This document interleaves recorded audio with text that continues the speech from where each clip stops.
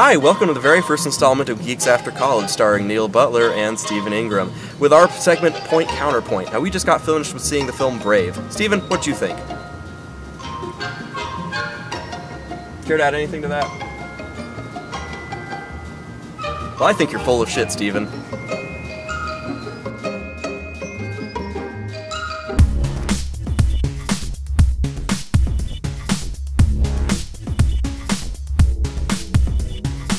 Hi everyone, welcome to the very first installment of the long-awaited Geeks After College, starring yours truly, Neil Butler, and our very own Stephen Ingram. That's right. Hey guys. So, this is what we call first impressions. What happens is, every once in a while, Stephen and I will go get some dinner and go see a movie. Opening night, usually.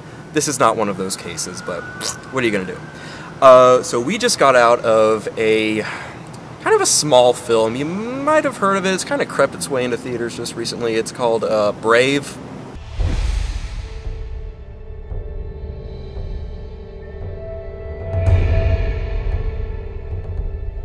It stands 12 feet tall, with razor-sharp claws. His hide littered with the weapons of fallen warriors.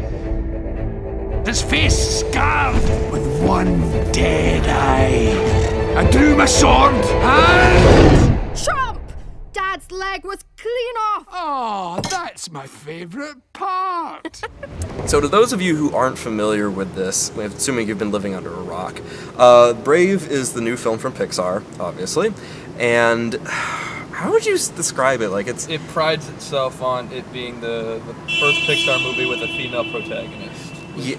We should get that out. We should get that out of the way first. It's the first film of Pixar's to have a female protagonist. That's me, Merida. Mum tries taming my wild mop of hair, but I like it just how it is. One of the things that I like about the film is that it doesn't bring attention to the fact that it's a female protagonist. I mean, it does, but not in a way that makes it feel like it's pandering. It never once feels like, look at us, we have a female protagonist. It's just, we have a female protagonist, that's great. They don't even really pay that much attention to the fact that she's a female. Just the marketing campaign kind of focuses on that, with the trailer being her winning the archery contest. Yes, sort of. yes. Like, I think like the trailers want you to think this is going to be like a purely girl power, men suck kind of movie, but like her mother's really the main antagonist in the film, really.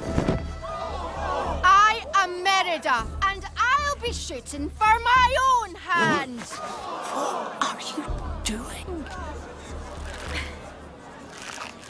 Merida, curse this dress! Okay, so the story with Brave takes place, I believe, in the Scottish Highlands back in probably pre-15th, 16th century. Whatever time period How to Train Your Dragon takes place in. Exactly, that's exactly when it takes place. And there's this... How to Train Your Dragon BC. How to Train Your Ginger. There's a young princess named, I don't remember what her name is. It's Murda? Murda. Mierda. Mierda. I think it's Murda, or it's Marta, Murda or Marta. I'm just going to refer to her as Kelly MacDonald because Kelly MacDonald, to those of you who don't know, plays Margaret Schroeder in HBO's series Boardwalk Empire, and she's fantastic. She's a fantastic actress. It's nice to see her get some good work. We really need more of these like animated movies with non-stop Scottish characters so that Craig Ferguson can keep getting work. Was Craig Ferguson in this? I felt like he played half of the people. He probably I think he played the dreamy suitor's father. It felt like he played like half the characters at times, like especially in the big group scenes. I mean, not that I'd ever complain though, because Craig Ferguson is wonderful. Don't get me wrong. So Kelly MacDonald is a fearless princess from How to Train Your Dragon BC. Exactly. Kelly MacDonald is...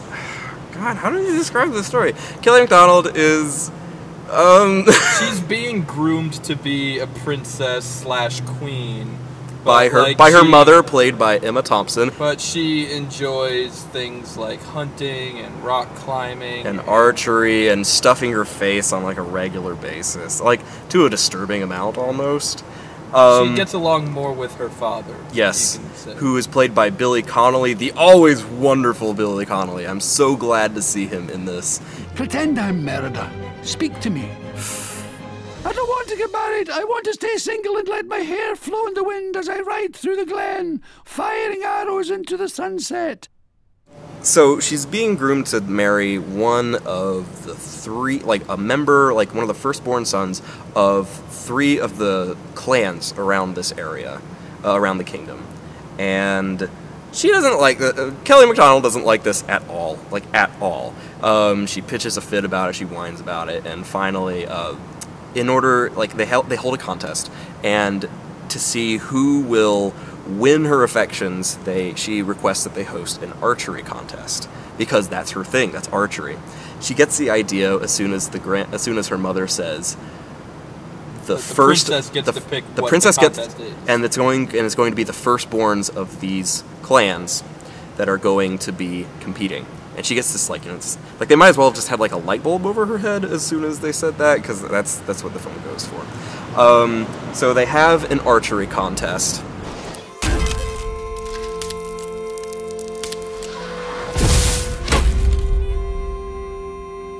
She wins it. The queen doesn't like this one bit at all. Not one bit. In a fit of rage, the queen throws Kelly Macdonald's bow in the fire. This is the last straw for Kelly Macdonald. She rides away crying, and somehow she gets lost in the woods. Probably goes like Stonehenge. It's fucking Stonehenge. It's absolutely Stonehenge. You have to believe us. And she is led by this way of the Will-O'-the-Wisps, which I will say was a highlight of the film. Whenever they show up, I love the Will-O'-the-Wisps.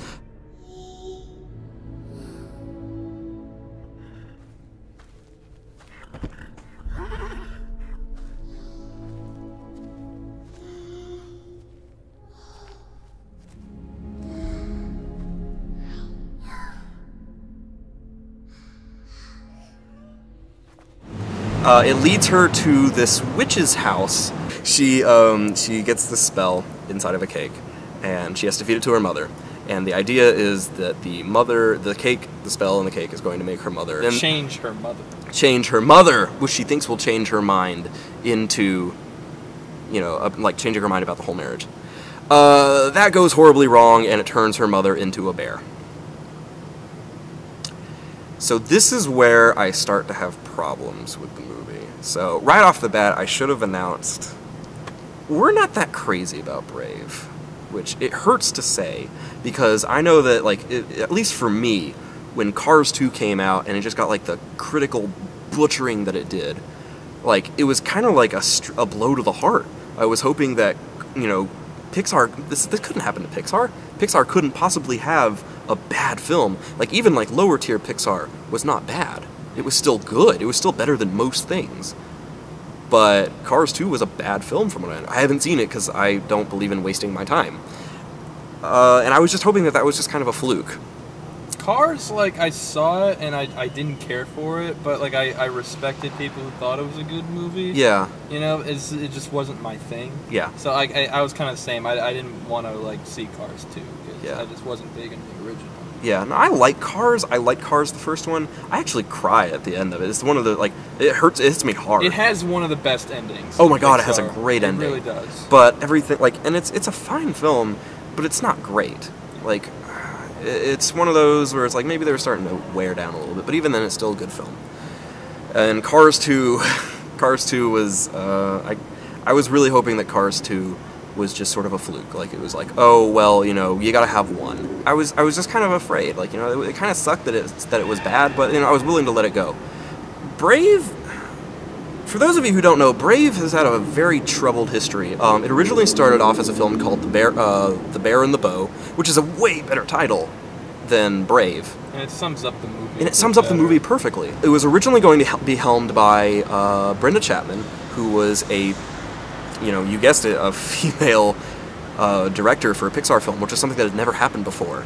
Now, I don't know about I know that I'm different from most people where I don't really look at directors as like men or women. Like, I don't care. Like, I just like, even like when I found out that, you know, The Hurt Locker was directed by Catherine Bigelow, I never once said, oh hey, that's a woman, it's amazing that she made that. It's just, it was a good director. Like, I don't try to think about it that way. I really don't, because there's really no point.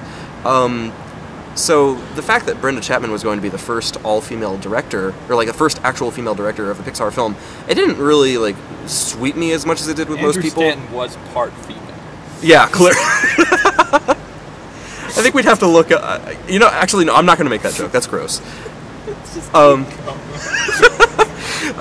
But Brenda Chapman got this film taken away from her.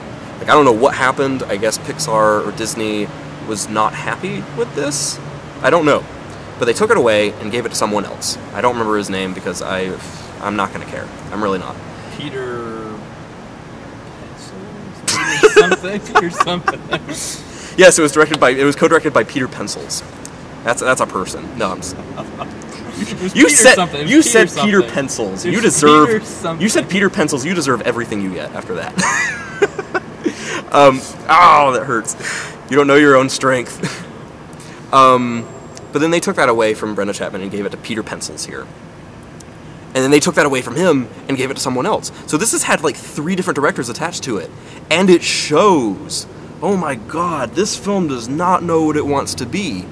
I've been reading reviews of people talking about the film saying that they actually did not care for the first act. Like, they thought they liked the third act, you know, they liked as it went along.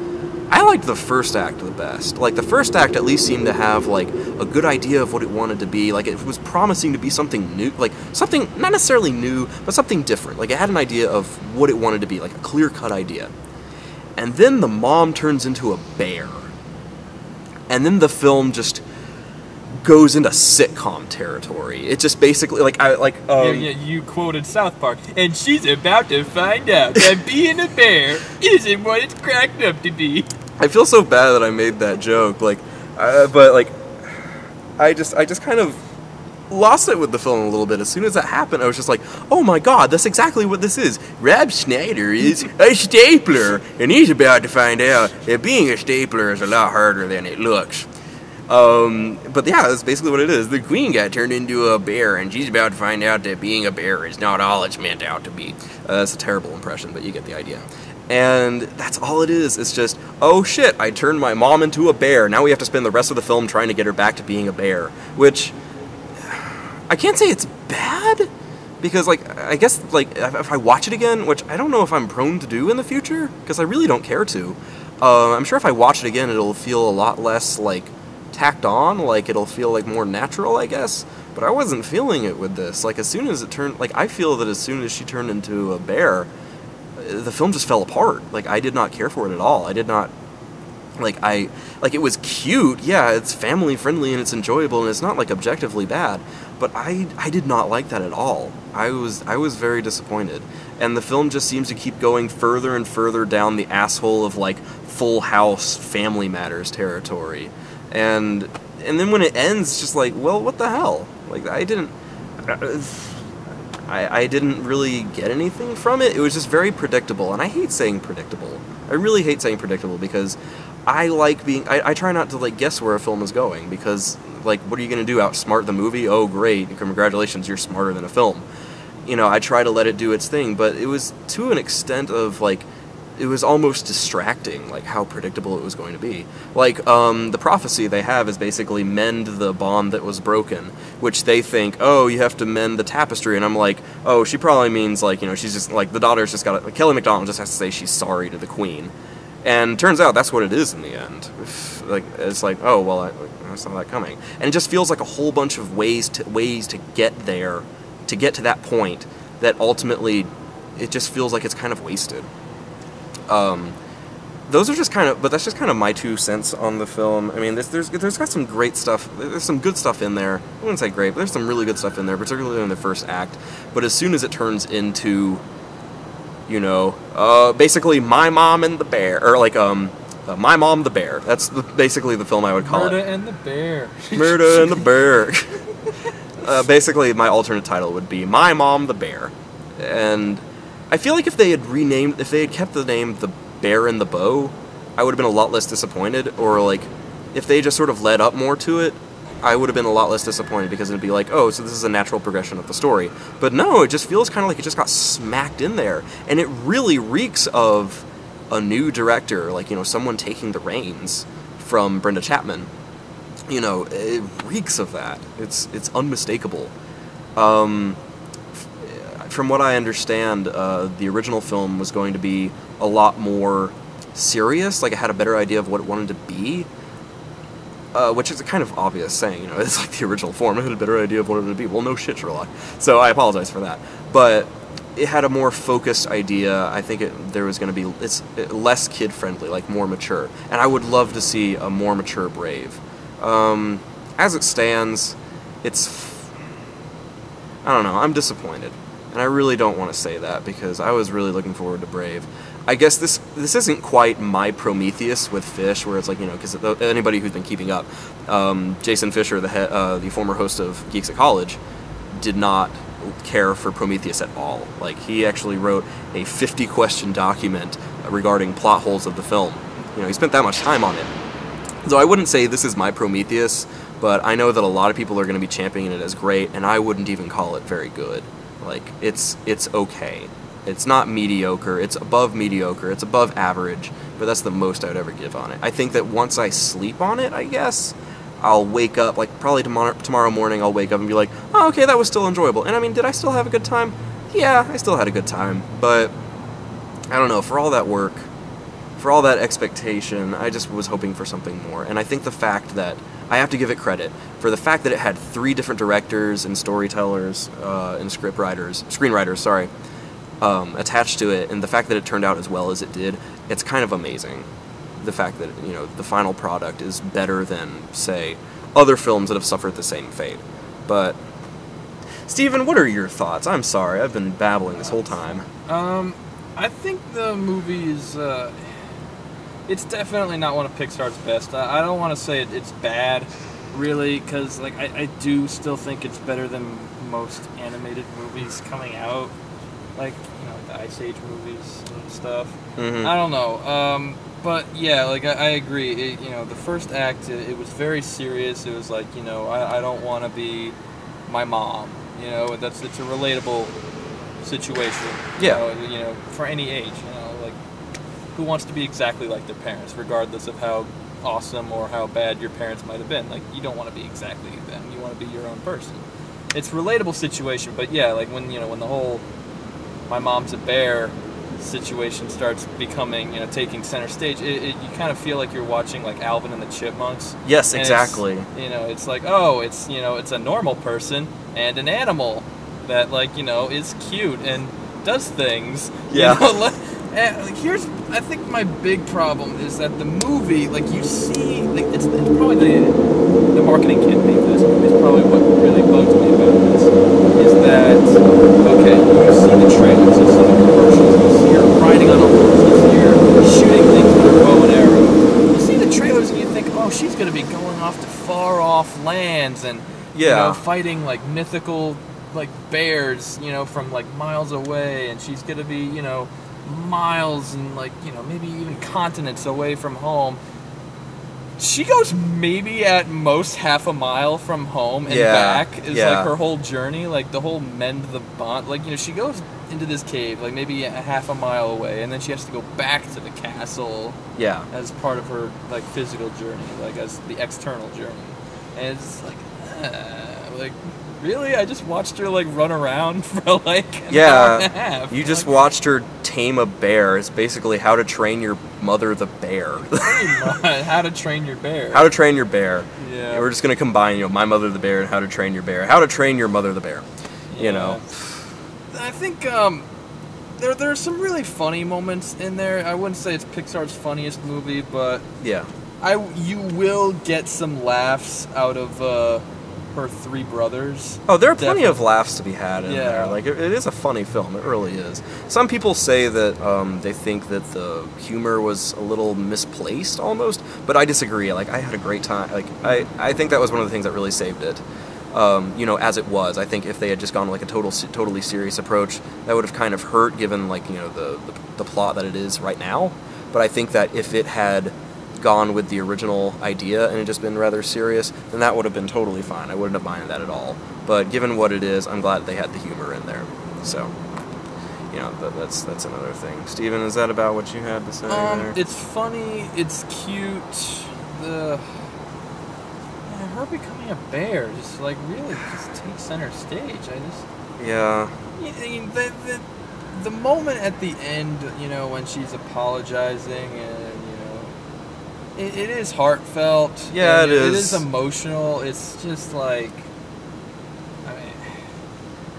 Pixar, does that now.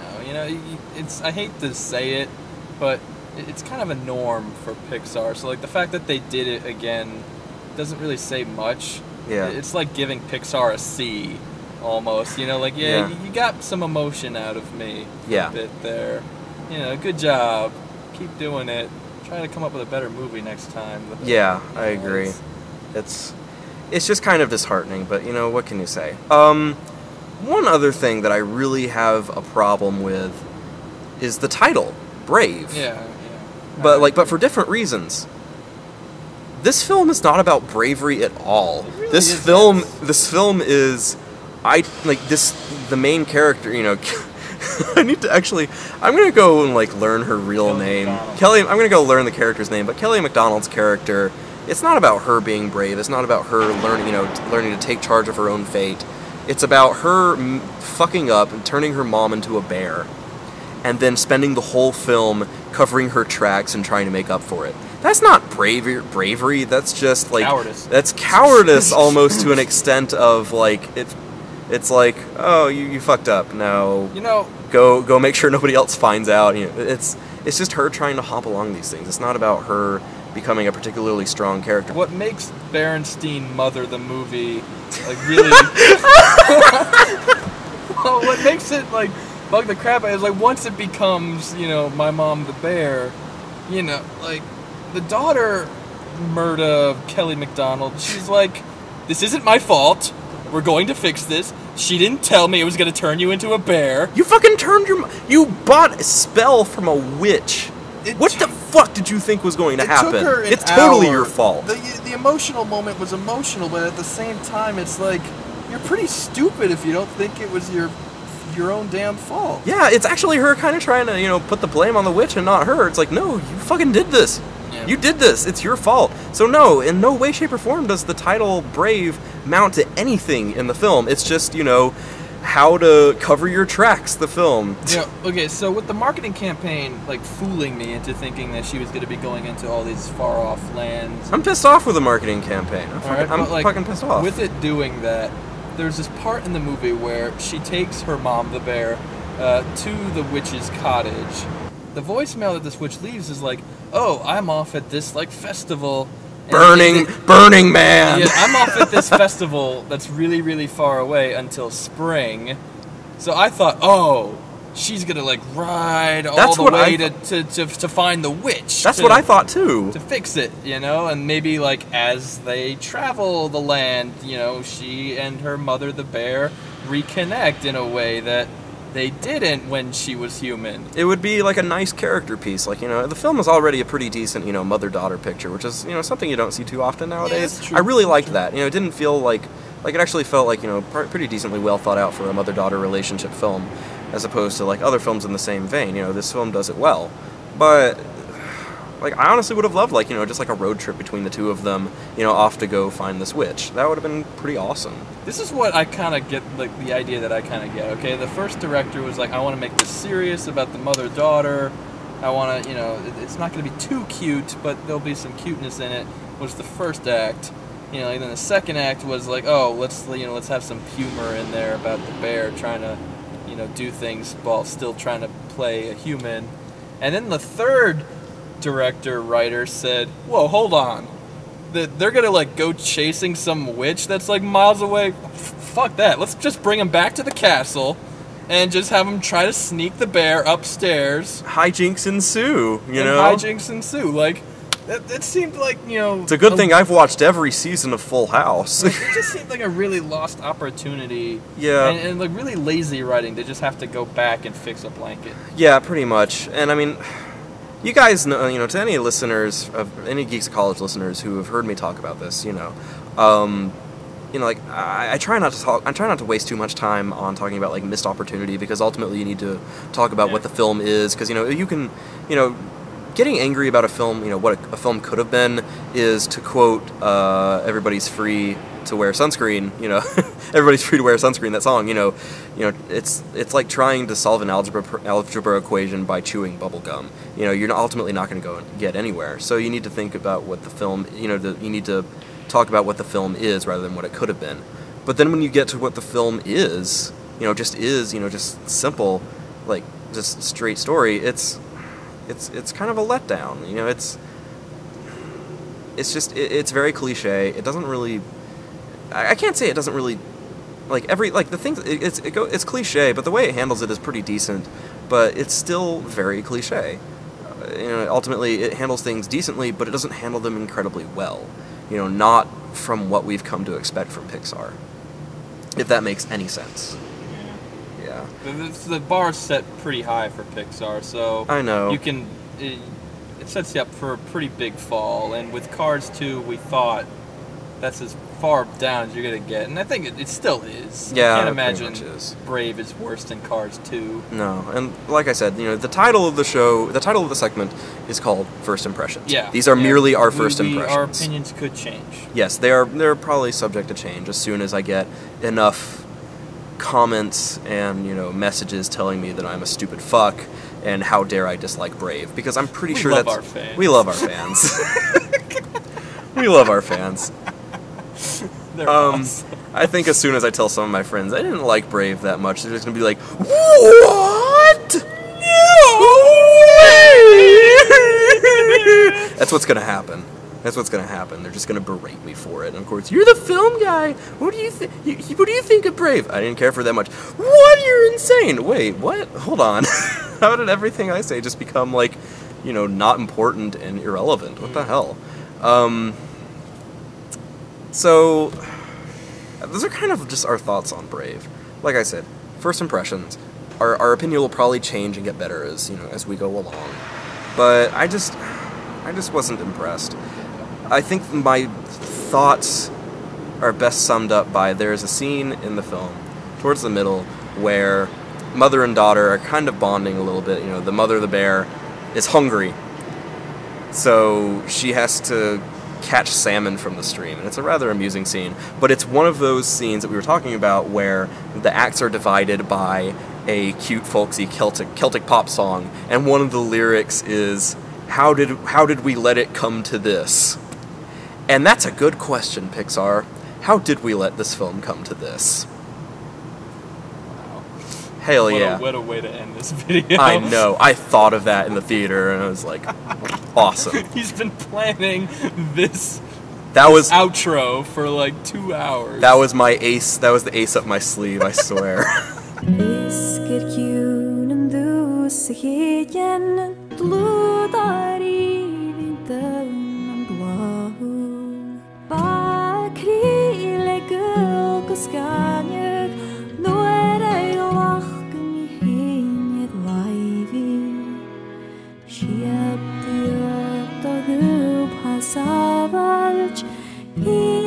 If you had the chance to change your fate, would you?